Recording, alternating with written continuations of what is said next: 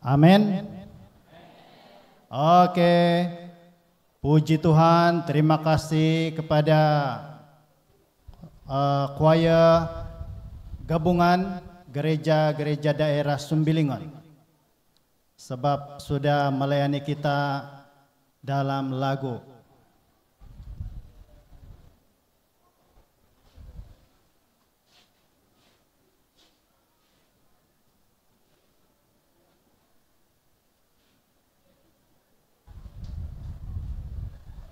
Oke, sekarang ini kita teruskan acara kita. Kita sediakan kita punya hati dan telinga kita untuk mendengar pelajaran pada malam ini.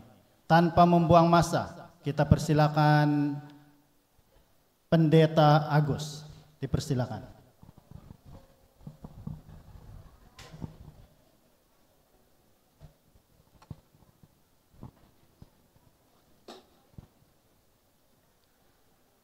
Osonong tahun tuong, tahun pinai. Puhat puhadai sumimbar. Osonong tahun tuong. Oh, alhamdulillah wa syukurillah.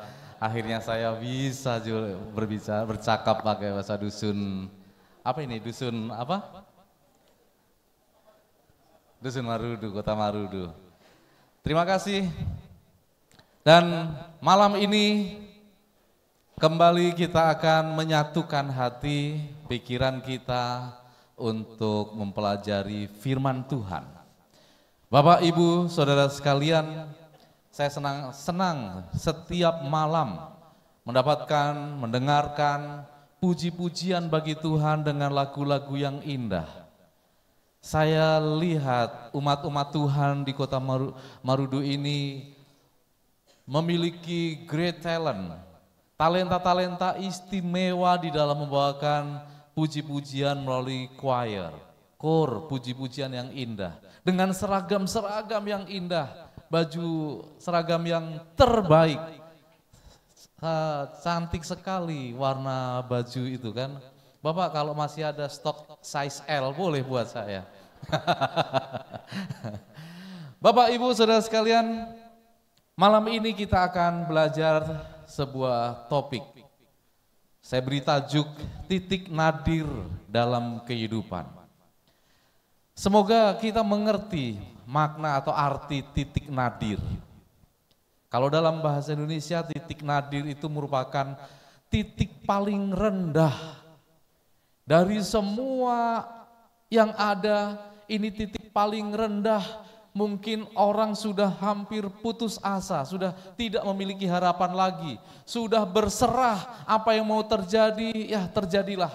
Aku sudah tidak tahu lagi mau berbuat apa. Inilah titik nadir.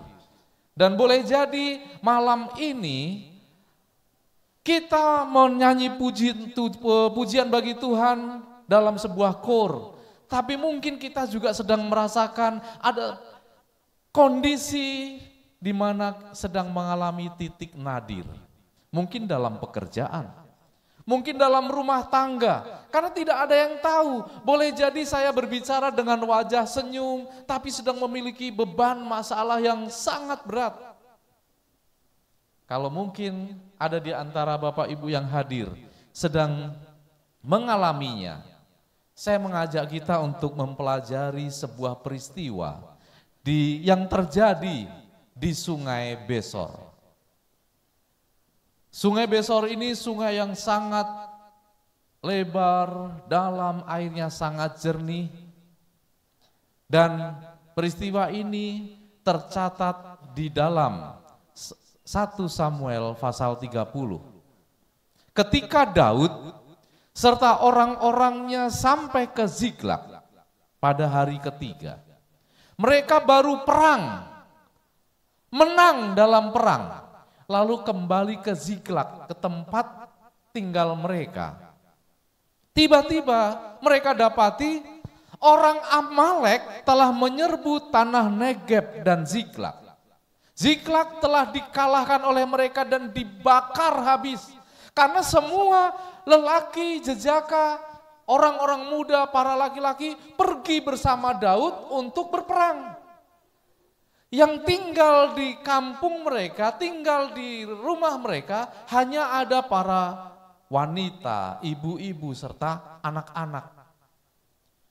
Itu dimanfaatkan oleh Amalek, mereka datang menangkap itu para wanita, anak-anak, mereka dibawa ditawan oleh orang-orang Amalek. Dan rumah mereka, kampung mereka dibakar habis. Lalu menangislah Daud dan rakyat yang bersama-sama dengan dia itu dengan nyaring. Sampai mereka tidak kuat lagi untuk menangis. Buat apa perang ke sana menang, tapi begitu pulang istri, anak-anak semua hilang. Ditawan oleh musuh. Bahkan kedua istri Daud juga ditawan. Dan Daud sangat terjepit. Semua tentara yang menyertai Daud marah. Mereka menyalahkan Daud. Gara-gara kita pergi perang, anakku, istriku semua hilang ditawan musuh. Rumahku dibakar. Dan mereka sudah hampir melempari Daud dengan batu. Tetapi yang dilakukan Daud adalah Daud menguatkan kepercayaannya kepada Tuhan Allahnya. Apa yang dia lakukan? Daud memberi perintah kepada imam, tolong bawakan efod. Dan Abiatar sang imam membawakan efod. Saudara tahu efod adalah baju khusus yang dikenakan untuk berdoa kepada Tuhan. Sama seperti kita menyiapkan baju khusus. Mereka para penyanyi kur tadi menyiapkan baju khusus untuk memuji Tuhan. Saya pastor menyiapkan baju khusus. Yang baju ini tidak akan saya pakai untuk pergi ke lain tempat. Saya khususkan untuk berada di gereja melayani Tuhan. Dan melalui baju efod ini, dia berdoa berseru kepada Tuhan. Untuk meminta petunjuk, meminta jawaban. Dan ini langkah yang sangat baik. Kalau ada di antara saudara sedang merasakan titik nadir, titik terendah, seperti mau hancur hidup ini, jangan mengambil langkah yang lain. Berserulah datang kepada Tuhan, karena hanya Tuhanlah sumber pertolongan. Daud bertanya kepada Tuhan, apakah aku harus mengejar rombongan itu? Kalau aku mengejarnya, apakah aku akan menang? Sia-sia kalau aku mengejar mereka, tapi waktu kami berperang, kami pun kalah. Tuhan katakan, kejarlah. Engkau akan menang.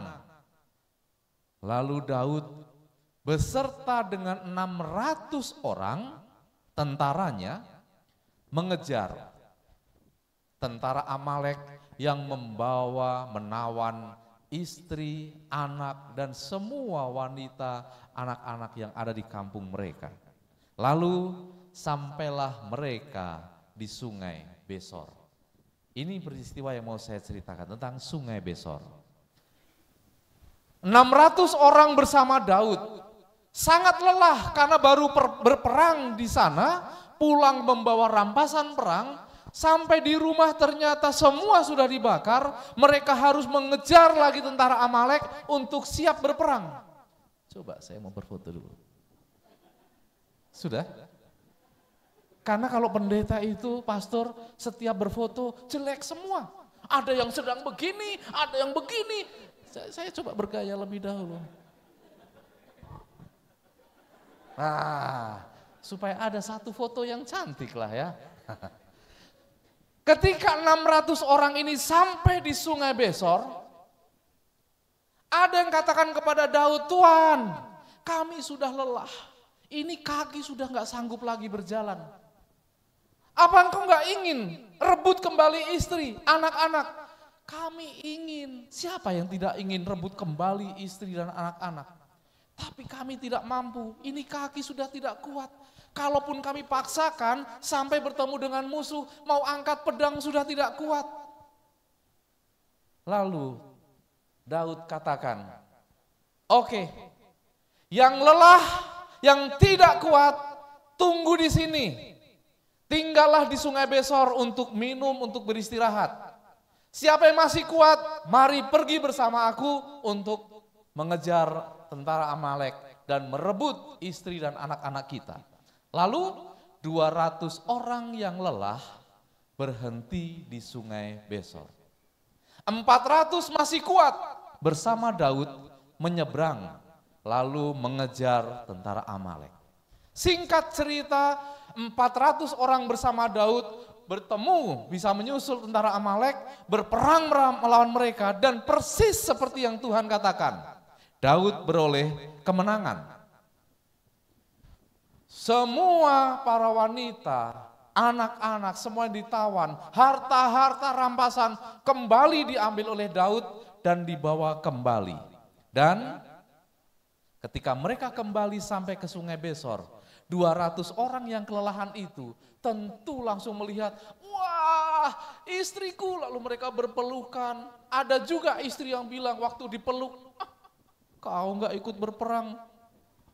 Lihat istri sama anak-anak ditawan, kau duduk-duduk enak di sini. Ada pasti yang seperti itu. Dan bukan hanya dari istrinya, dari antara anak buah Daud, tentara-tentara ikut berperang, ada yang jahat dan tamak. Mereka katakan orang-orang ini yang 200 ini tidak ikut berperang. Mereka menunggu, jadi hasil rampasan kita, harta ini mereka nggak usah dibagi ya. Betul, karena mereka yang capek, mereka yang pertaruhkan nyawa. Tapi apa kata Daud? Saudara-saudaraku, janganlah kamu berbuat demikian. Apa yang telah diberikan Tuhan kepada kita. Bukankah kita telah dilindunginya, diberinya kemenangan atas gerombolan perampok itu. Jadi mereka pun pantas untuk mendapatkan bagiannya. Mereka adalah teman kita, sahabat kita, dan mereka berdoa untuk kita.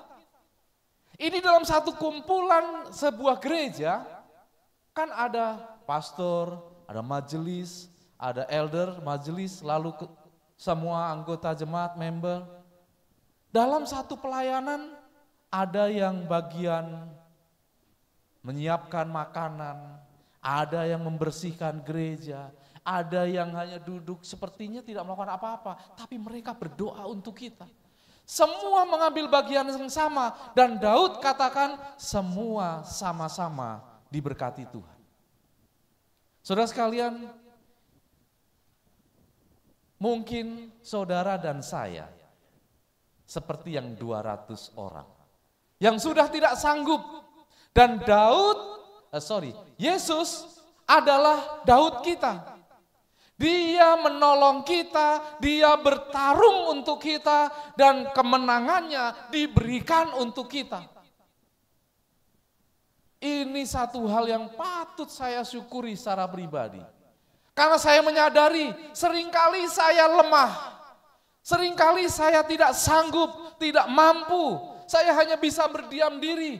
Tetapi Tuhan saya yang sangat luar biasa, sangat dahsyat itu, selalu melakukan karya-karya besar untuk saya yang lemah ini. Untuk saya yang berdosa ini.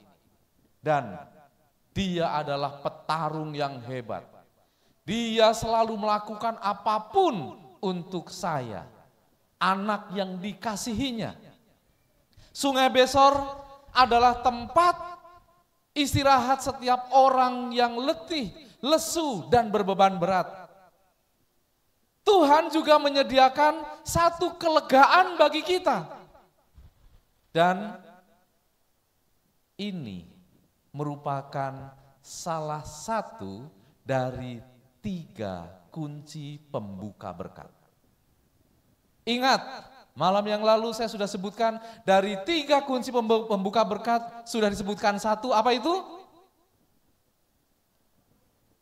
Lupa ya? Boleh lebih keras? Apa itu 1 dari 3 kunci pembuka berkat yang sudah saya sebutkan tadi malam? Perpuluhan. Saudara tidak lakukan, tidak akan ditangkap polis. Tidak akan ada masalah.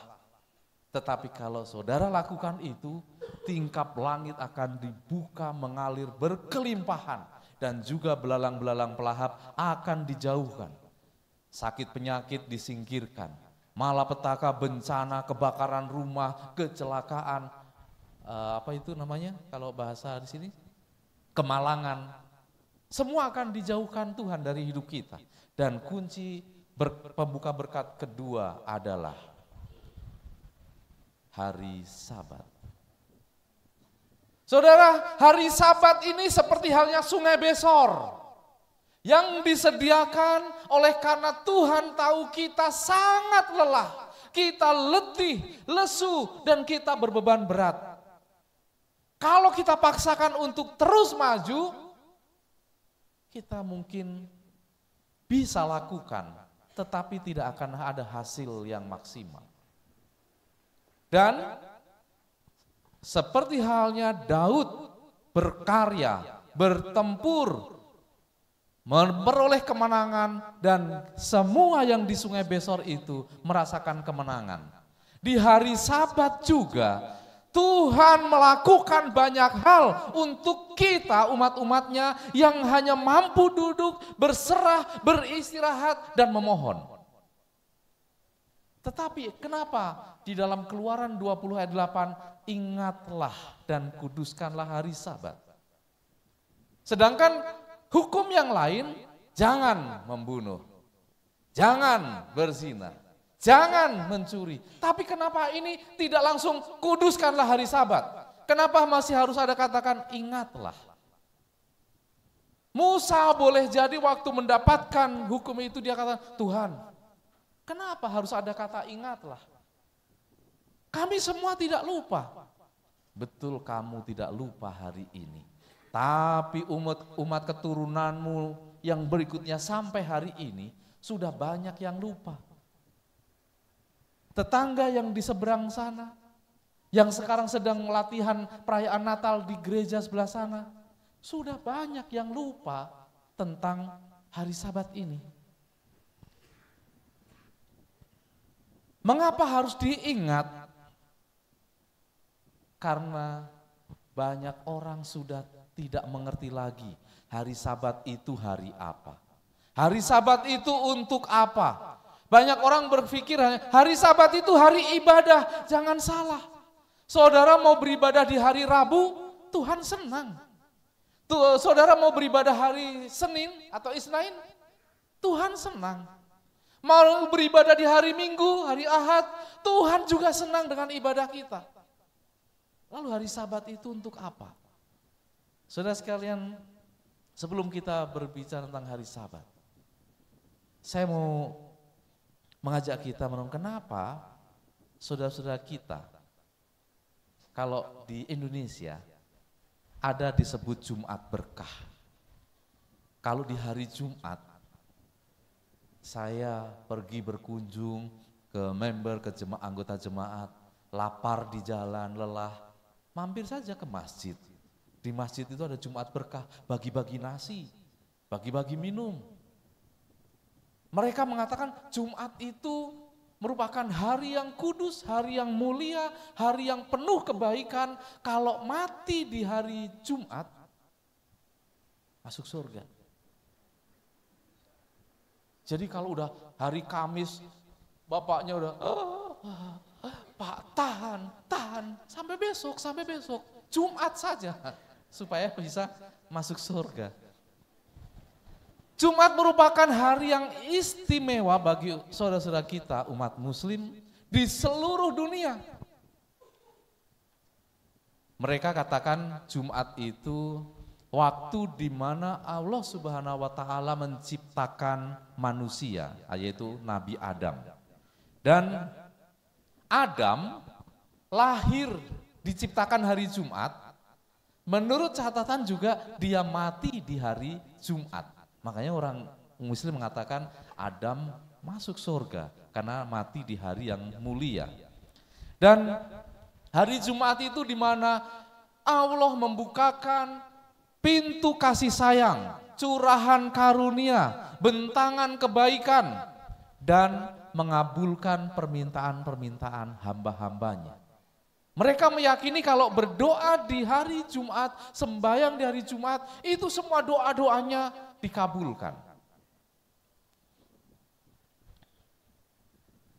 Hadis Rasul Abu Daud. Di hari yang mulia ini pula umat Islam diperintahkan untuk berkumpul dan melaksanakan salat Jumat. Dari Tariq bin Shihab bahwa Rasulullah bersabda, salat Jumat itu adalah kewajiban bagi setiap muslim dengan berjamaah kecuali untuk para wanita, para budak, anak-anak dan orang sakit. Sorry to say, saya mau katakan menurut mereka para wanita, ibu mau sehebat apapun bekerja di kerajaan atau di company, penghasilan gajinya setinggi apapun, menurut saudara-saudara kita, para wanita sejajarnya dengan budak, dengan anak-anak, dengan orang sakit. Tidak sholat Jumat, tidak apa-apa. Kalian ini kalangan nomor 2. Maksudnya budak ini bukan budak anak, tetapi hamba. Makanya mereka katakan, oh kalau kita, para laki-laki, bapak-bapak, kalau kita mati, masuk surga, akan dilayani 27 bidadari. Saya mau makan, ada bidadari ambil, suapin. Saya mau mandi, ada yang layani, siapkan semua, 27 bidadari. Lalu ada seorang ibu bertanya, Ustadz, kalau saya wanita, laki-laki mati kan masuk dilayani bidadari. Kalau saya mati bagaimana? Oh nanti kalau ibu mati, ibu akan jadi bidadari. Oh mana mau? Udah di surga saya capek melayani suami, di dunia capek melayani suami, di surga masih harus melayani laki-laki, nyuciin bajunya. Ini rasa syukur kita. Di dalam iman kita, wanita, anak-anak, orang sakit, semua di hadapan Tuhan sama mulianya, sama berharganya. Saudara sekalian, menurut Wahbah Az-Zuhaili, yang pertama kali sholat Jumat adalah Mus'ab bin Umair bersama orang-orang yang dikumpulkan As'ad bin Surabah. Mus'ab mengimani salat mereka, membacakan Al-Quran dan mengajarkan Islam kepada mereka. Dan pelaksanaan itu ilham diberikan kepada Muhammad di Mekah. Namun pelaksanaannya untuk pertama kali dilakukan di Madinah. Oh sudah salah tempat ya. Tanpa kehadiran Rasulullah yang masih berada di Mekah. Dia yang dikasih perintah, suruh melakukan di Mekah, dilakukannya di Madinah, sedangkan dia sendiri tidak ikut melaksanakan. Wahai orang-orang yang beriman, apabila telah diseru untuk melaksanakan sholat pada hari Jumat, maka segeralah kamu mengingat Allah dan tinggalkanlah jual beli, yang demikian itu lebih baik bagimu jika kamu mengetahui. Kenapa? Kenapa segera tinggalkanlah jual beli? Kalau ada di antara Bapak Ibu masih belum tahu tentang sejarah kenapa ada sholat Jumat. Kenapa kita berpikir, kenapa orang Kristen beribadah hari Minggu?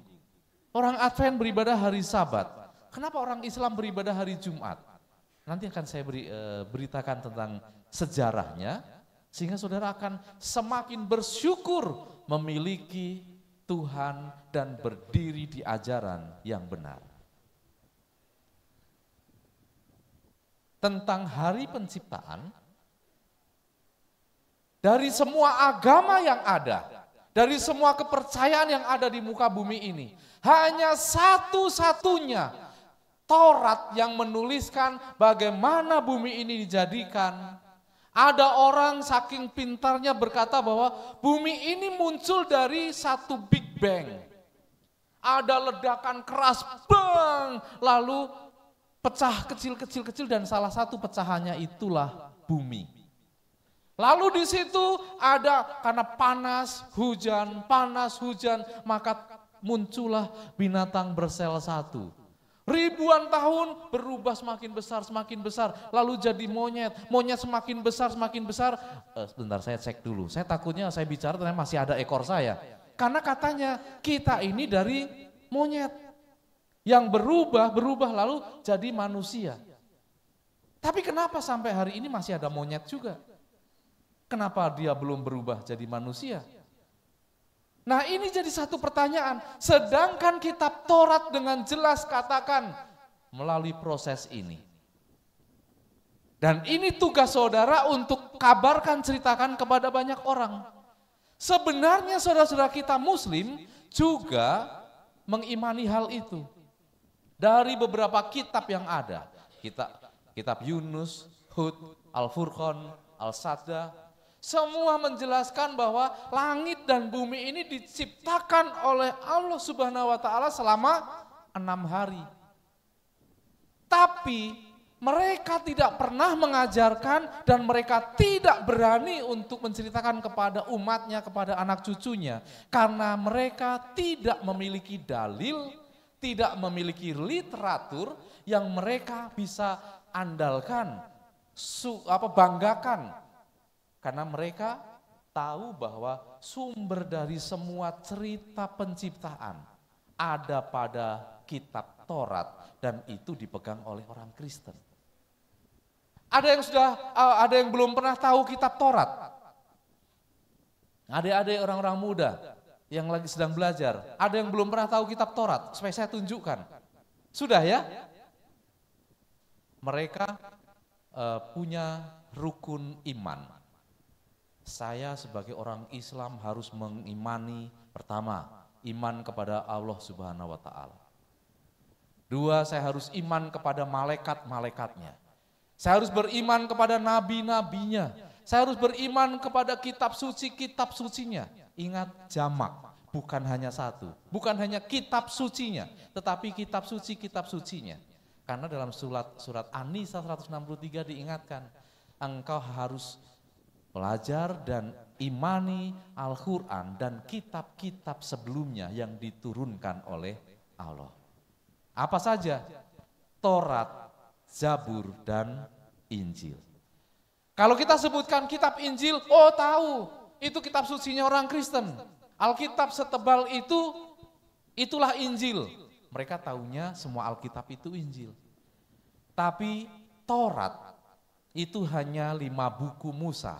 Kejadian sampai Ulangan, itulah Taurat. Dan disitulah sejarah tentang diciptakan langit dan bumi dituliskan. Kitab Zabur itu kitab apa? Zabur itu bahasa Indonesianya lagu pujian. Jadi Mazmur, termasuk Amsal, termasuk Kidung Agung, puisi-puisi itu masuk dalam kitab Zabur. Dan Injil kita sudah tahu, Matius, Markus, dan Lukas, serta ditambah Yohanes.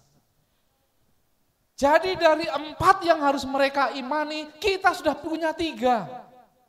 Dan kitab yang keempat ini hanya menyadur, menceritakan, dan mengulang kembali dari kitab-kitab yang ada. Tapi problemnya adalah banyak di antara mereka yang ketika menceritakan kepada anak-anaknya tentang kisah-kisah di kitab Taurat, ada yang lupa. Seperti tadi saya diajari, osonong to tuang tompinai. Saya harus ulang-ulang, apa tadi ya? Apa ya tadi ya? Ini baru sekejap sudah lupa. Ketika menceritakan, sehingga banyak cerita-cerita yang salah dalam penerapannya. Contoh, katanya Nabi mereka pernah Isra Mi'raj. Naik ke surga, 1 malam turun lagi. Kalau ditanya, siapa saksinya? Enggak ada. Sama seperti kami. Kami sekeluarga dari Jakarta terbang ke sini. Saya, istri saya gendong, anak saya pegang sini, anak yang perempuan saya gendong ini, lalu saya injakkan kaki 3 kali. Langsung sampai di kota Kinabalu, dijemput Pastor Jerry Siming. Saudara percaya?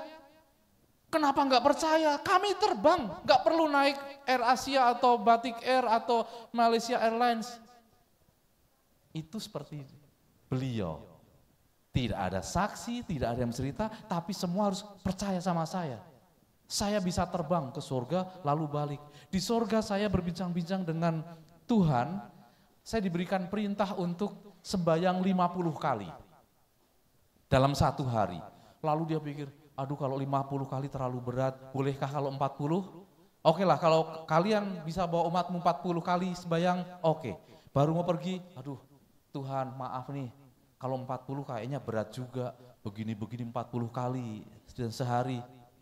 Kalau boleh 30 lah. Oke enggak apa-apa 30. Sampai tawar-menawar akhirnya oke deal 10 kali. Saudara langsung ingat cerita apa di dalam Alkitab? Abraham berdoa kepada Tuhan untuk keselamatan Lot di Sodom dan Gomora. Tuhan katakan, kalau ada 50 umatku yang percaya, aku nggak akan jadi musnahkan Sodom dan Gomora. Abraham katakan, Tuhan berat kayaknya kalau 50 nggak ada. Kalau 40 gimana? Kalau 30 gimana? Akhirnya kalau 10, ya udah. Kalau ada 10 orang, aku tidak akan musnahkan. Tapi kenapa dari cerita Sodom dan Gomora itu jadi cerita sholat? Karena saya pernah tahu ada cerita tawar-menawar 50, 40, tapi saya lupa. Ya udah saya ceritakan aja ini tentang sembahyang. Lalu kenapa mereka akhirnya sembahyangnya 5 waktu? 10 orang di Sodom Gomora pun tidak didapati. Waktu turun api dari langit, hanya Lot, istrinya, 2 anaknya selamat lari. Loh, kenapa sholatnya jadi 5? Ini ceritanya dari mana nyambungnya? Nah, waktu 4 lari sudah diingatkan, jangan menoleh, jangan tengok ke belakang. Kalau ke belakang nanti jadi tiang batu, jadi batu dari patung dari garam. Dari 4 ini lari, istrinya menoleh ke belakang, jadi tiang garam. Hanya tinggal 3, tapi kalau saudara baca di kitab itu dituliskan, malaikat yang menjemput mereka ada berapa? 2 orang. Jadi sebenarnya mereka lari 6 orang dengan 2 malaikat itu, istrinya nengok ke belakang jadi tiang garam, sehingga lari yang selamat sampai di ujung sana 5. Lot, 2 anaknya, dan 2 malaikat. Itulah cerita yang mereka ingat. Disampaikan, lalu diubah ceritanya sebagai cerita turunnya ilham tentang sembahyang. Kita yang punya catatannya harus ceritakan kepada mereka, oh bukan itu cerita tentang Sodom dan Gomora. Kita harus ingatkan kepada mereka, dan ini tugas kita. Dan saudara sekalian, kembali kepada hari Sabat tadi. Bagaimana urutan hari menurut mereka ini? Muslim, Kristen, Yahudi. Sama, mereka tidak ada beda. Orang Malaysia lebih mudah mengerti karena di Arab, contohnya kita lihat bahasa Arab. Di Arab itu tidak ada nama hari. Kita memiliki nama hari di Indonesia, ada Senin, Selasa, Rabu, Kamis, itu nama hari. Itu mengambil dari kata-kata di Arab, bahasa Arab, tapi sebenarnya ini bukan nama hari. Tapi ini seperti di Alkitab, hari pertama, hari ke-7, nah ini uniknya kalau hari Jumat. Ahad, semua sudah tahu Ahad itu berapa? 1. Qul huwallahu ahad, Allahus somad, lam yalid walam yulad walam yakulahu kufuwan ahad. Allah itu hanya 1, dia tidak beranak, tidak diperanakkan. Ahad itu 1. Isnain itu 2, Salasa 3, Arba'ah 4. Bagaimana buktinya? Ada yang pernah jadi muslim atau dulu dari muslim. Kalau kita mau sholat, ini jam segini sholat maghrib, sholat isya. Niat sholatnya adalah yusolli fardu isya'i, arba'ah rakaati mustabilal kiblati adaan imaman lillahi ta'ala. Saya niat mau sholat malam, sholat isya. Arba'ah rakaatin dengan membaca 4 rakaat, 4 ayat. Menghadap kepada kiblat dan berdiri sebagai imam. Arba'ah itu 4. Kalau sholat maghrib beda lagi. Yusolli fardu maghribi salasa rakaatin mustabilal kiblati. Adaan makmuman lillahi ta'ala. Saya mau sholat maghrib dengan salasa rakaatin, dengan 3 rakaat. Jadi salasa itu artinya 3, arba'ah itu 4. Dan masalahnya, Jumat itu bahasa Arabnya bukan jumu'ah, tapi sitah. Jadi arba'ah, khomsah, sitah, baru di sini saba'ah. Kenapa berubah jadi jumu'ah? Karena di setiap hari sitah, mereka akan berkumpul untuk sholat berjamaah. Makanya mereka disebutkan kalau seperti kita. Kita nanti berkumpul di hari kebaktian ya. Hari kebaktian hari apa? Hari Sabat. Kita nanti berkumpul di hari Jumu'ah, di hari kita berkumpul ya, oh maksudnya hari Sitah, hari ke-6. Di dalam bahasa Yahudi sama, Seni, Isnaini, Silisi, Salasa, Revi'i, Arba'a, Kamisi, Kamis, sama. Dan kita juga bisa mengerti dari bahasa Inggris. Bahasa Inggris ada Sunday, Monday. Terus kita mengerti kenapa Sunday itu pasti hari pertama. Sunday itu Minggu, Ahad. Kenapa pasti hari pertama? Karena kami orang Indonesia asal melihat kereta lewat yang bagus, ada bendera di depan, lalu plat nomor itu RI 1. Itu pasti presiden. Pasti ini mobil presiden. Tidak mungkin presiden diberikan RI 7. Di sini Perdana Menteri pasti dibuat nomor 1. Makanya disebut perdana. Sunday, sun itu matahari, dewa tertinggi mereka. Jadi waktu memberikan nama-nama hari, dewa tertinggi, dewa terbesar yaitu matahari ditempatkan di hari pertama. Dan dewa Saturnus itu baru di urutan ke-7. Sehingga muncullah nama-nama hari ini sesuai dengan setelah matahari, bulan, lalu planet Mars, planet Merkurius, Jupiter, Venus, dan juga Saturnus. Sesuai dengan urutan. Itu dilakukan oleh Kaisar Konstantin Agung di tahun 321 Masehi. Nah, bagaimana perubahan? Karena di dalam catatan Alkitab, bahkan orang Arab, orang Yahudi, semua dulu menguduskan hari ke-7 hari Sabat. Lalu kenapa jadi berubah? Bagaimana cerita perubahannya? Saya mau ceritakan dulu ketika kami sekeluarga berkesempatan berkunjung ke jemaat mula-mula di Turki.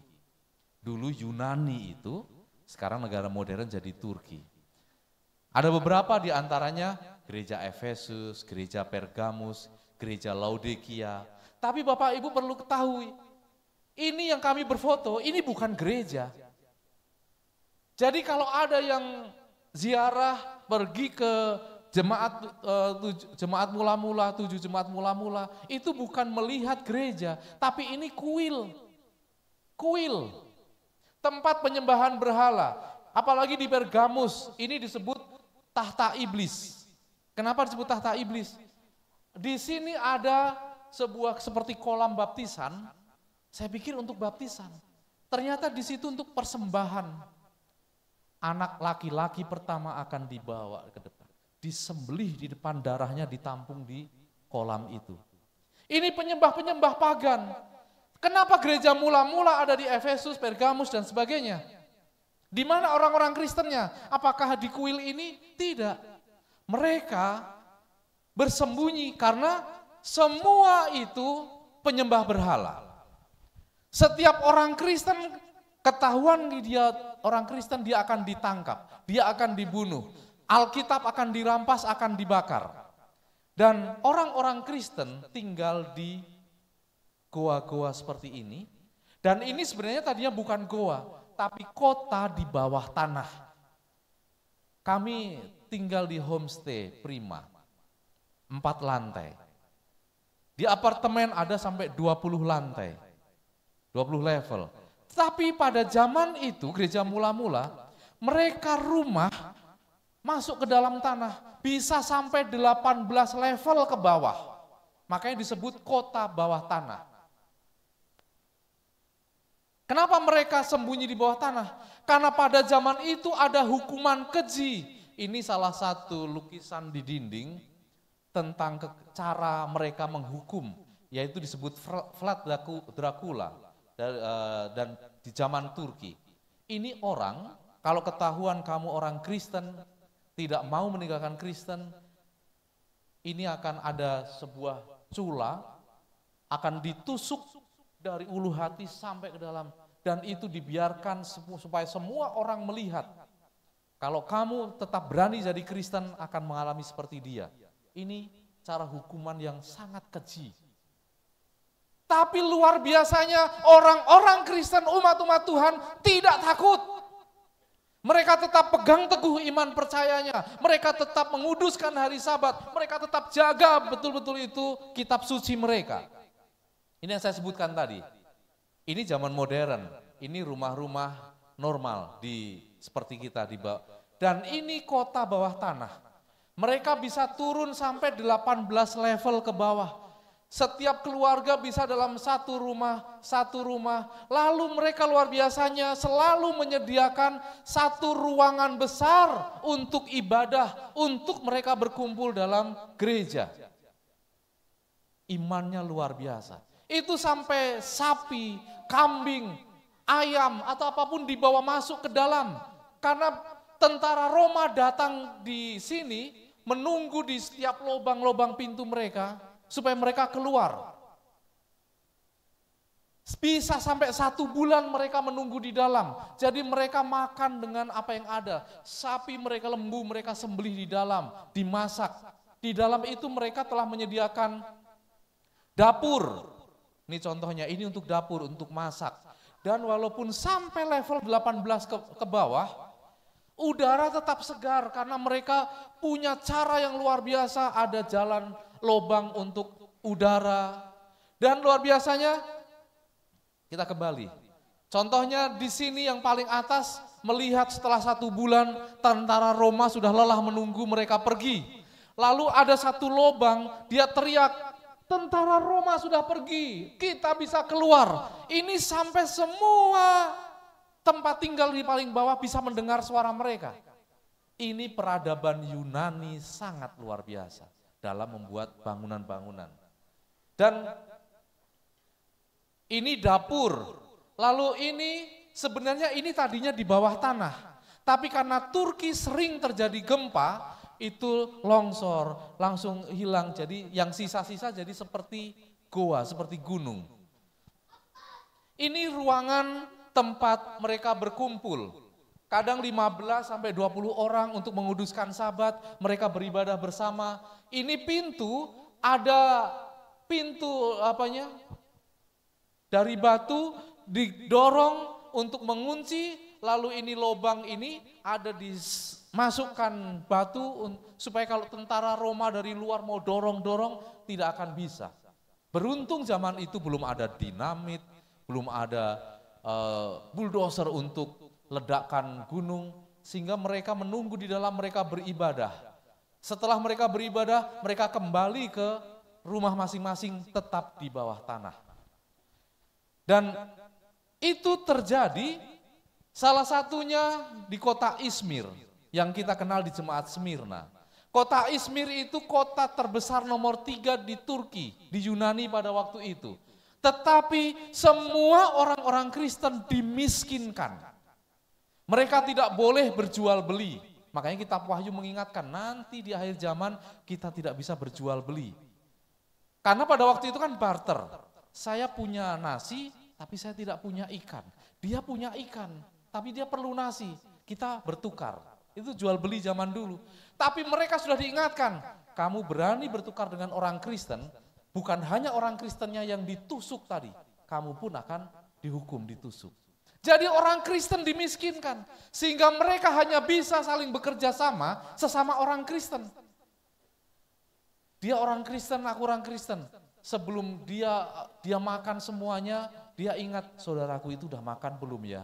Karena dia tidak akan bisa beli sama orang lain. Sesama orang Kristen saling menguatkan. Bagaimana caranya orang-orang Kristen ini saling menguatkan? Tapi sebelumnya ini, ini ada gereja Polikarpus. Polikarpus ini muridnya Yohanes Kekasih. Pada zaman kekristenan mula-mula, dia sampai mati dibakar demi menjaga Alkitab, tidak mau diserahkan kepada Roma. Dan supaya Bapak Ibu tahu tambahan pengetahuan saja, dulu simbol kekristenan, logo atau tanda Kristen bukan salib. Sekarang kan tanda salib Kristen. Dulu sebenarnya waktu murid-murid awal ketika Yesus sudah naik ke sorga, semangat mereka sudah berkobar-kobar mendapatkan curahan Roh Kudus.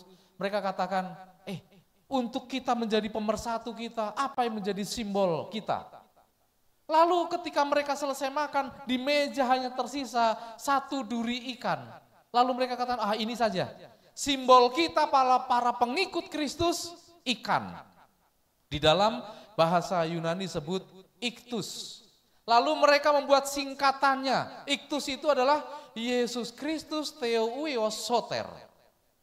Iktus, yang artinya Yesus Kristus Putra Allah Sang Penyelamat. Itulah simbol kekristenan. Sehingga pada jemaat mula-mula, kekristenan mula-mula, kalau saya sudah bawa nasi, saya mau bertukar ikan dengan dia, saya tidak kenal dia, saya tidak tahu dia Kristen atau bukan. Waktu saya cakap-cakap sama dia, saya akan sambil cakap-cakap, saya akan pakai kayu atau apa, saya gambar ini. Setengah lingkar, setengah.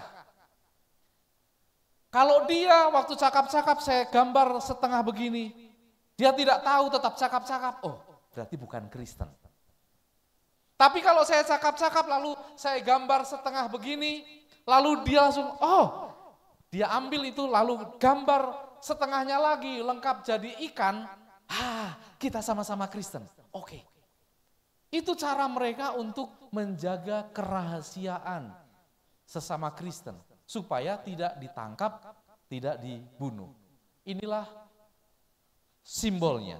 Lalu dalam perjalanan waktu, oleh karena kaisar mereka masuk Kristen, nanti saya akan jelaskan, yang tadinya logo atau simbol kekristenan ikan, oleh kaisar dirubah, ini kurang jelas tapi saya jelaskan ya. Ini sebuah lingkaran, di pinggir lingkaran itu ada gambar api seperti gambar yang di tengah, gambar api tetapi ada simbol cross. Itulah kekristenan, cross, ada lingkaran, lalu ada api di sekelilingnya. Lalu dalam proses berapa tahun kemudian, kaisar rubah, jangan cross. Kita akan dibuat tanda plus. Jadi tadinya cross miring, lalu berubah jadi plus yang lurus. Tapi masih ada lingkaran dan ada api. Lalu diprotes banyak orang, itu kan masih ada simbol matahari. Kita sudah Kristen, nanti kita akan dituduh kita ini masih penyembah matahari. Lalu berubah lagi. Tanda plus, hanya lingkaran, apinya sudah dihilangkan. Baru kemudian tahun sekitar 600 atau 700 zaman Ratu Helena yang disebut Helenisme, yang plus ada lingkaran, lingkarannya dihilang, lalu mereka ingat tanda plus ini, kita ingat salib Yesus ada yang di bawah lebih panjang. Jadilah logo kekristenan, simbol kekristenan salib. Tapi inilah perjalanan tahap demi tahap sejarah bagaimana simbol kekristenan kita.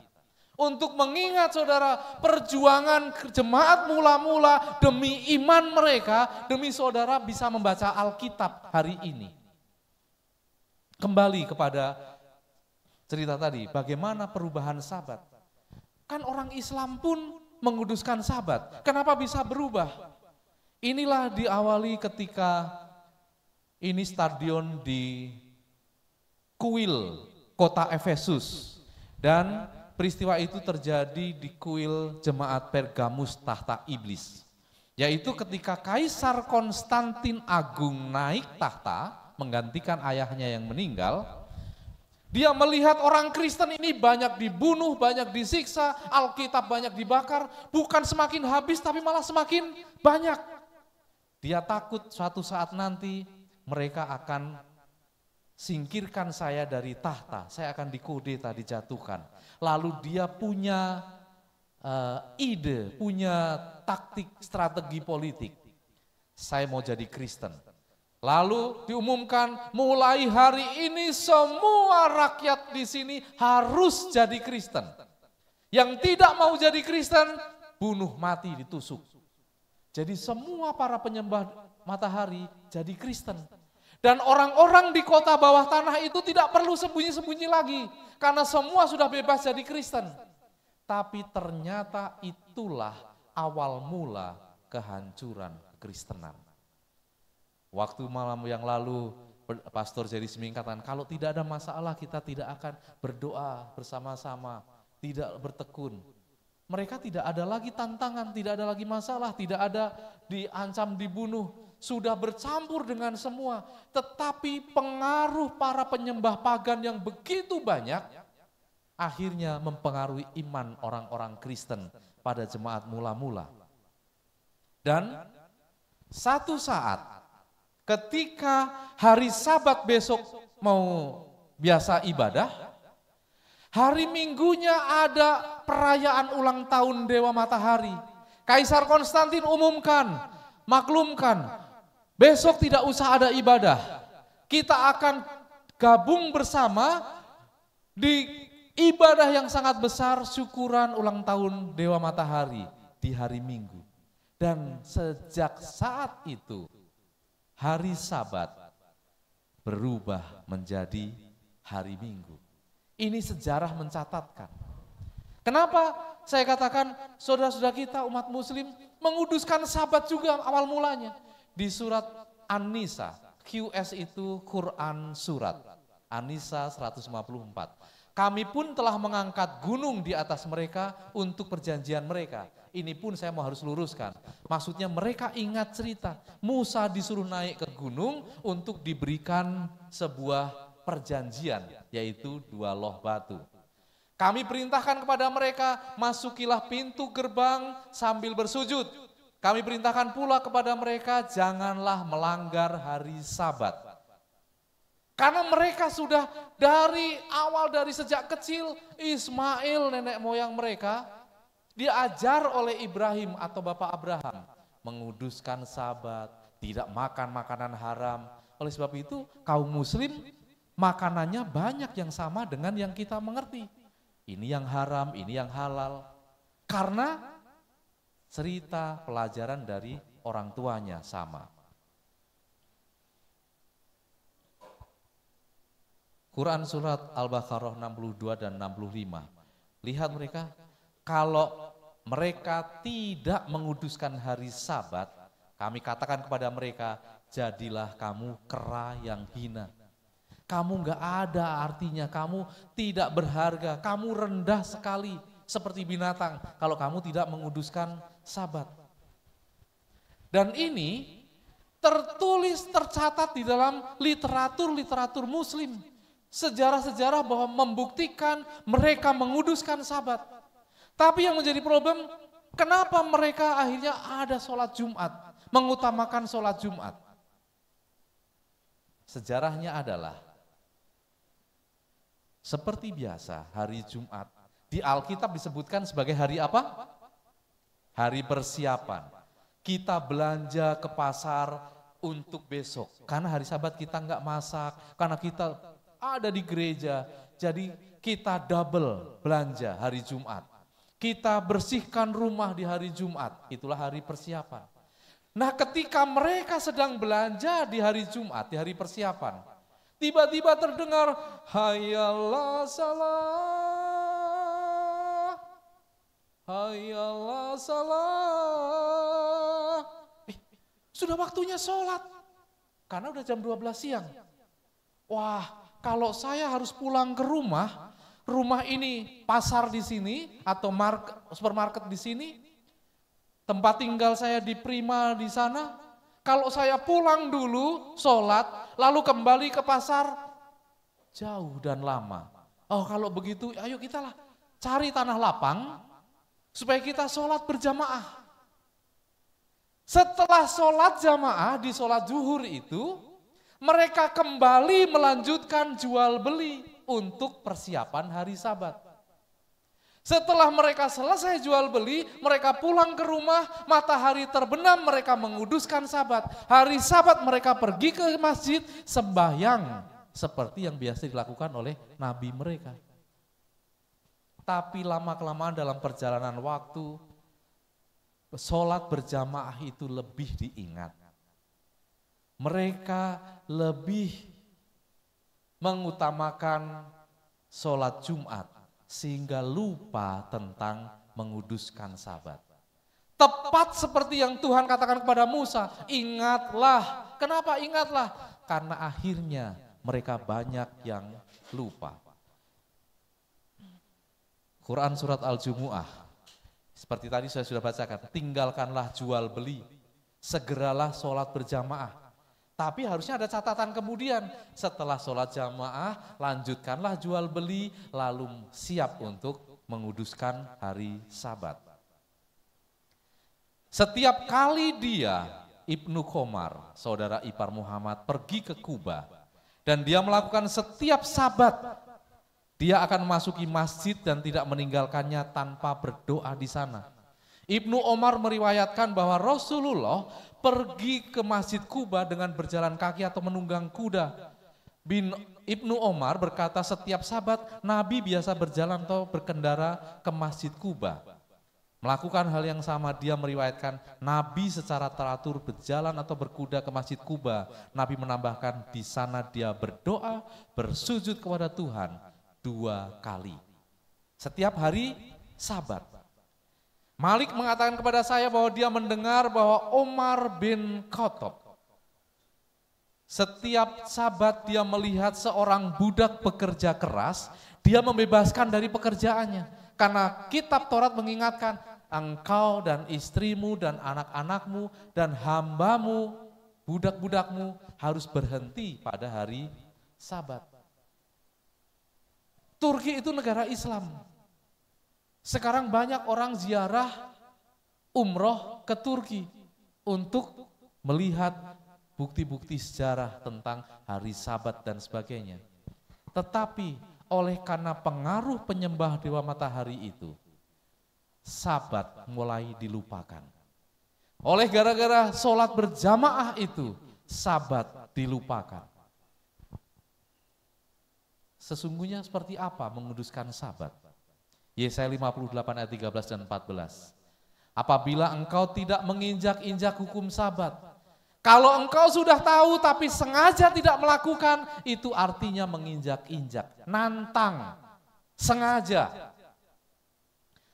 Apabila engkau tidak melakukan urusanmu, kita belanja, kita cuci mobil, cuci kereta, bersihkan kereta, itu urusan kita, bukan urusan dengan Tuhan. Kalau menyebut hari Sabat itu hari kenikmatan, hari kudus, jangan juga kita kata, aduh udah hari Sabat, capek, saya harus bawa makanan potluck untuk makan, saya harus ini dan sebagainya, harus menyiapkan nanti diskusi sekolah Sabat. Harus kita sebut sebagai kenikmatan, hari kudus Tuhan, hari yang mulia. Kita menghormati dan tidak menjalankan segala acara kita. Kalau ada football Piala Dunia di hari Sabat, itu urusan kita. Kita harus tinggalkan itu untuk urusan kita dengan Tuhan. Dan tidak berkata omong kosong. Apakah berarti hari lain boleh omong kosong? Bukan. Maksudnya di hari Sabat, berbicaralah, berkata-katalah hal-hal yang membangun kerohanian, yang mengingatkan kita kepada Sang Pencipta. Bekerja ke company itu pun urusan kita.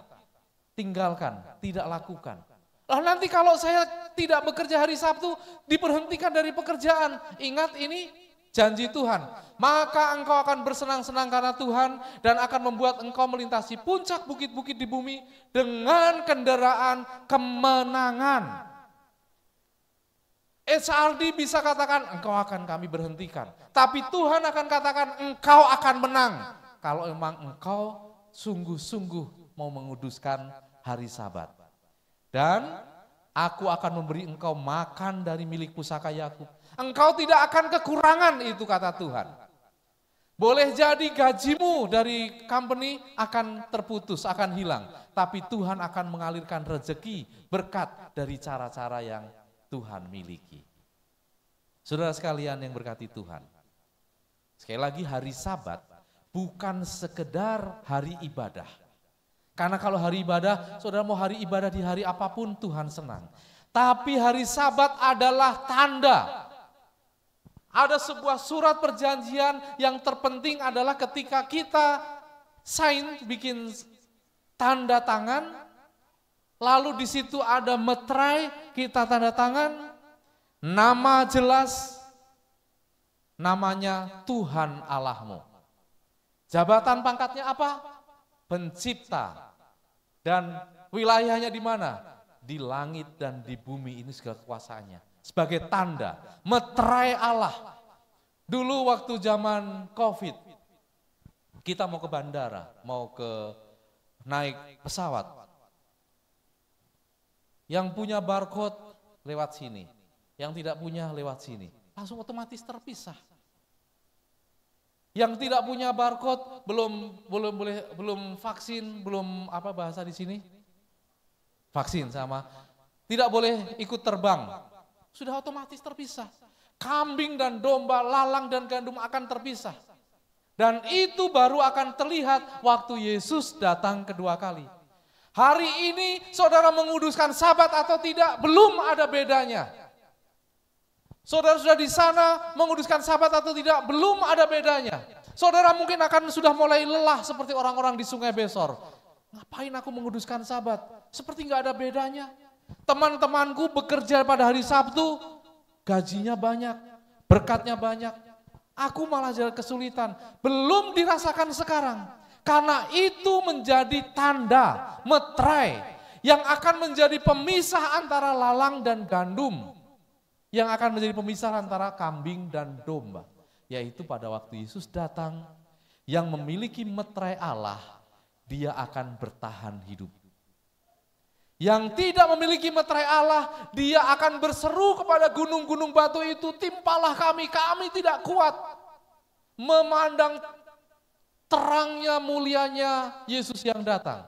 Mereka berusaha sembunyi seperti burung onta. Burung onta itu kalau ketakutan, kepalanya dimasukin padahal badannya masih kelihatan di luar. Kepalanya yang sembunyi, dia pikir dia sudah aman. Tapi tidak ada yang tempat yang aman bagi orang-orang yang tidak memiliki meterai Allah. Dan meterai Allah itu adalah hari Sabat. Iman percaya kepada Yesus penting, utama, itulah sumber keselamatan. Tetapi dalam proses keselamatan ini ditampi, diuji, diseleksi, hanya yang memiliki meterai Allah yang nanti akan bertahan. Nanti akan ada penganiayaan. Ibu akan dapat bisikan dari Tuhan, jual rumahmu ke Bapak Haji itu dengan harga sekian. Setelah itu dapatkan uangmu, pergilah lewat ke Sarawak sana, lalu menyeberang ke hutan Kalimantan sana. Contohnya, padahal di hutan Sarawak sudah ada gerombolan orang bawa pedang, bawa apa untuk kejar. Tapi Tuhan katakan kalau engkau memiliki meterai Allah, pedang diangkat, dia akan jatuh dengan sendirinya. Karena malaikat Tuhan menjaga setiap umat-umat yang memiliki meterai. Tetapi yang tidak memiliki meterai, sepertinya kita udah sembunyi aman. Tiba-tiba gunung dari batu dari gunung ini bisa jatuh menimpa dia mati. Tiba-tiba ini bangunan roboh tertimpa ini tingkap bisa jatuh mati. Tetapi setiap orang yang memiliki meterai akan terluput. Jadi hari ini saudara tidak akan bisa merasakan apa untungnya saya menguduskan Sabat. Tapi kalau saudara menguduskan Sabat dengan sungguh-sungguh, tingkap langit akan dibuka, karena ini kunci pembuka berkat nomor 2. Dan pada waktu Yesus datang, dia akan datang dengan cara yang sama seperti waktu dia naik. Di Yerusalem yang kemarin saya sebutkan ada Masjidil Aqsa dan kubah batu dan kubah emas. Lalu dari Yerusalem ini menghadap ke Bukit Sion, itu ada satu pintu yang disebut gerbang emas. Sultan Ottoman negara Islam, kunci itu gerbang emas. Dikunci, dijaga, tidak ada yang boleh membuka. Kenapa? Karena mereka tahu orang Yahudi, para orang Kristen mengimani bahwa Yesus Kristus akan turun datang lagi ke dunia, sama dengan cara dia naik. Di Bukit Zaitun dia akan turun, lalu dia akan berjalan masuk ke Yerusalem dan melewati gerbang emas itu.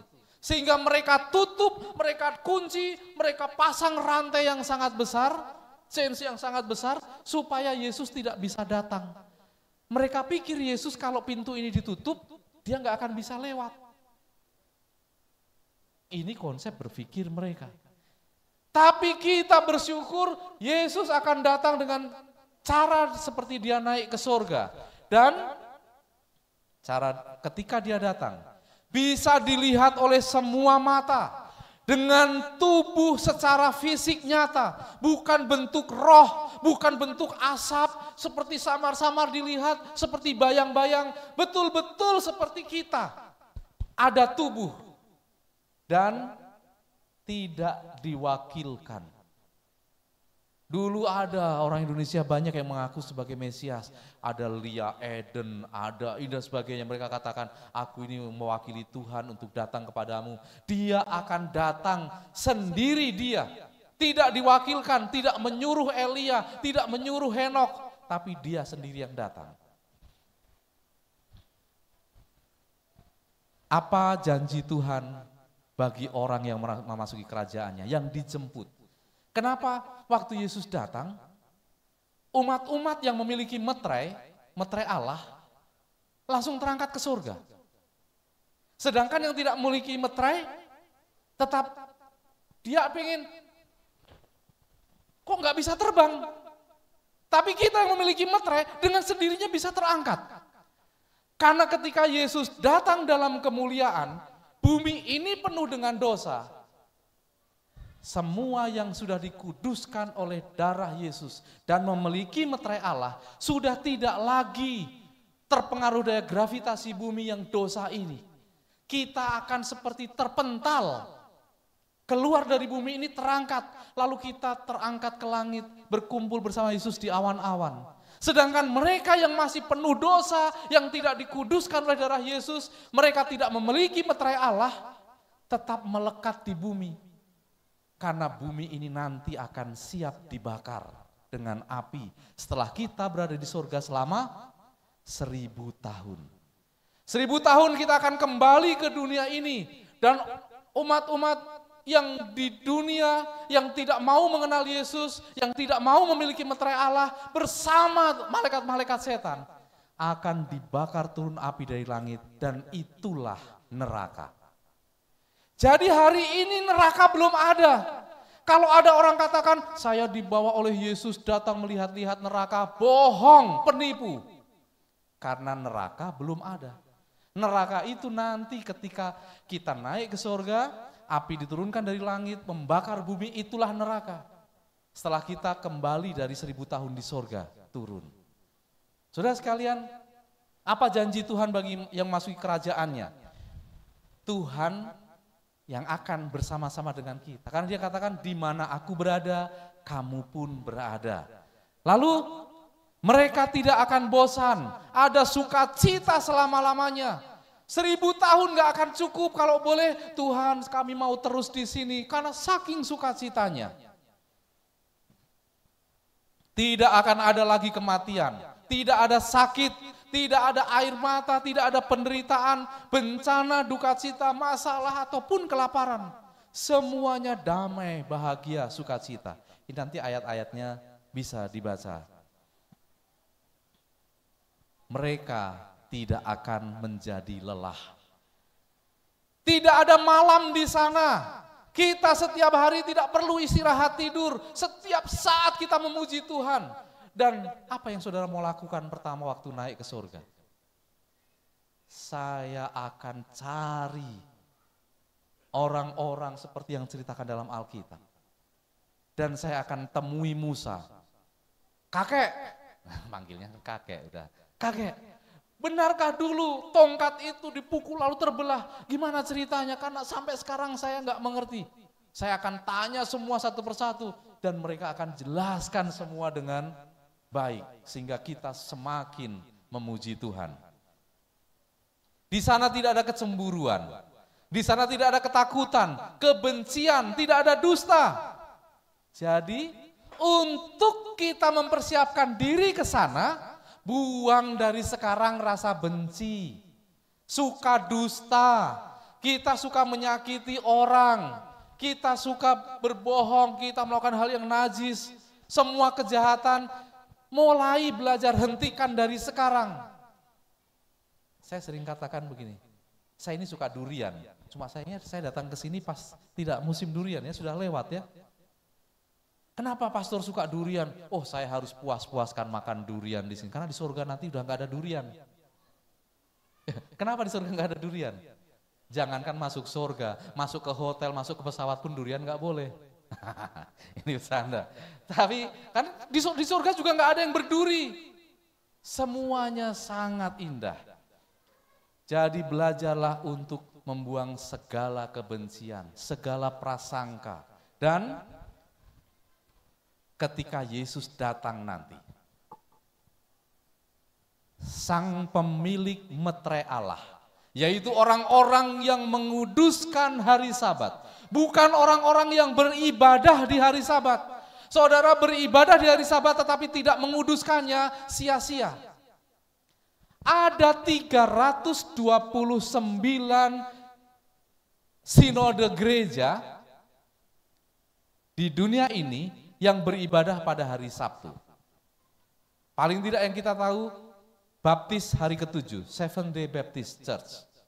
Itulah dulu Russell Oaks mengajarkan kepada Ellen G. White tentang hari Sabat. Ellen G. White dulu seorang Metodis, beribadah pada hari Minggu juga. Lalu kalau di Indonesia ada gereja Yesus Sejati, itu beribadah pada hari Sabat. Tetapi setelah ibadah selesai, mereka kembali ke kedai, mereka buka restoran, mereka buka kedai, mereka buka pekerjaan, menjalankan semua, tidak menguduskan. Tetapi yang Tuhan maksud adalah, ingatlah dan kuduskanlah hari Sabat. Dan yang menguduskan dengan cara seperti Yesaya 58 tadi, itulah yang akan memiliki meterai Allah. Dan orang-orang seperti kita akan terangkat ke surga dengan bersama-sama. Bahkan yang sudah mati sekalipun lebih dulu akan bangkit. Saya akan kaget tiba-tiba, loh, papaku kenapa ada di sini? Padahal sudah meninggal 20 tahun lalu. Karena dia memiliki meterai Allah juga, dia dibangkitkan. Lalu kita semua akan sama-sama terangkat bersama, sekali lagi bersama. Tidak ada secret rapture seperti yang diajarkan oleh gereja-gereja lain. Tidak ada yang diangkat secara diam-diam. Anak saya sedang main piano, saya berkhotbah, tiba-tiba saya, loh, tak ada kemana. Oh puji Tuhan, dia sudah diangkat diam-diam oleh Tuhan. Tidak. Jadi kalau Bapak Ibu, anaknya tidak pulang ke rumah sampai malam, jangan bersyukur, puji Tuhan anakku sudah diangkat secara diam-diam oleh Tuhan. Segera lapor polis supaya dicari. Karena tidak ada pengangkatan secara diam-diam. Yesus datang secara semua datang melihat. Kemarin saya katakan, di sini malam, di Amerika pagi. Waktu Yesus datang, di sini, di Amerika, di semua bulatan bumi bisa melihat dengan bersama. Bagaimana mungkin? Kan itu tidak mungkin terjadi. Tapi itulah mujizat besar yang akan Yesus lakukan. Setan sampai hari ini masih cari cara bagaimana bisa melakukannya. Tapi dia tidak akan bisa meniru. Karena keajaiban waktu Yesus datang. Oleh umat-umatnya yang memiliki meterai Allah. Akan melihat secara bersama. Dan kita terangkat bersama. Berkumpul di awan bersama-sama. Dan kita akan terbang melakukan perjalanan ke surga bersama-sama. Saudara rindu itu? Kalaupun ada sampai sekarang ada yang belum pernah naik pesawat, gak usah berkecil hati. Nanti kita akan terbang dengan cuma seperti ini bisa terbang. Bahkan melakukan perjalanan penerbangan yang jauh sampai ke surga. Kita akan singgah di bintang Orion untuk beribadah sukacita. dan melanjutkan perjalanan ke surga. Semua itu kita tahu karena karunia roh nubuat menuliskan dengan sangat jelas, sangat indah. Dan malam ini Tuhan sedang menanti-nantikan. Tuhan sedang menunggu dan Tuhan sedang memanggil setiap orang. Mari yang ingin merasakan untuk hidup bersama Tuhan di surga. Menikmati hidup bahagia, tidak ada sakit, tidak ada kesedihan, tidak ada bencana, tidak ada kelelahan. Dan yang mau merasakan kita terangkat ke surga, pastikan kita memiliki meterai Allah. Dan mungkin kemarin-kemarin sampai tadi kita belum mengerti bahwa ternyata itu syarat utama, saya harus memiliki meterai Allah. Saya undang yang rindu, mari kita berdiri. Saya mau berdoa untuk saudara, supaya mulai malam ini, saudara menetapkan hati, saya mau menguduskan hari Sabat, apapun resikonya, apapun ancamannya, apapun masalahnya, saya tetap akan menguduskan Sabat, karena saya tahu itulah meterai Allah yang akan membawa saya bertemu dengan Yesus waktu dia datang di awan-awan. Ada yang menyerukan kata amin bahwa kita mau sana sama-sama? Puji Tuhan, kita berdoa. Tuhan Allah Bapa kami di surga, kami bersyukur oleh karena malam hari ini kami merasakan cinta kasih Tuhan yang sangat besar. Engkau merindukan kami umat-umat-Mu akan hidup berdampingan di surga, supaya di mana Engkau berada, kami pun berada. Terima kasih kesediaan-Mu untuk menjemput kami, membawa kami, untuk kami bisa merasakan naik ke awan-awan, terbang bersama Tuhan, bersama seluruh malaikat suci menuju ke surga. Namun kami diingatkan, hanya dengan cara beriman kepada Yesus dan memiliki meterai Allah, supaya kami bisa merasakan itu. Kuatkan hati kami Tuhan untuk mampu memiliki meterai Allah dengan menguduskan hari Sabat. Bukan hanya sekedar beribadah pada hari Sabat, tapi kami benar-benar menguduskannya. Sehingga ketika Engkau datang, kami akan didapati setia. Kami akan menjadi bagian umat-umat Tuhan yang berbahagia. Karena kami akan terbang menyongsong Yesus di awan-awan. Dan kami akan menikmati hidup kekal di sorga, bahkan nanti di dunia baru. Tuhan berkatilah seluruh jemaat Tuhan, mulai dari anak-anak sampai yang usia tua sekalipun malam hari ini. Berikan kami kekuatan. Kami sudah sangat lemah, kami merindukan sungai Besor di mana Tuhan akan memulihkan kami. Mari Tuhan Engkau berkarya, berikan kemenangan bagi kami menghadapi segala tantangan hidup. Supaya kami akan merasakan tangan kasih-Mu yang tidak berkesudahan. Berkati umat-umat-Mu ini Tuhan, pulang membawa sukacita, dipersiapkan bagi mereka untuk menjadi saksi Tuhan, menceritakan dan mengajak banyak orang untuk memiliki meterai Allah. Kiranya kasih karunia-Mu Allah Bapa di sorga, damai sejahtera-Mu ya Yesus Kristus, dan persekutuan Roh Kudus yang membuat kami kuat dan setia, akan mengurapi kami, memberkati kami, dan melindungi perjalanan kami pulang sampai di rumah masing-masing. Karena kami bersyukur dan berdoa di dalam nama Yesus Kristus, Tuhan yang sangat mengasihi kami. Biarlah semua umat yang percaya mengatakan amin. Silakan duduk kembali, Tuhan memberkati. Selamat jalan sampai di rumah dengan selamat.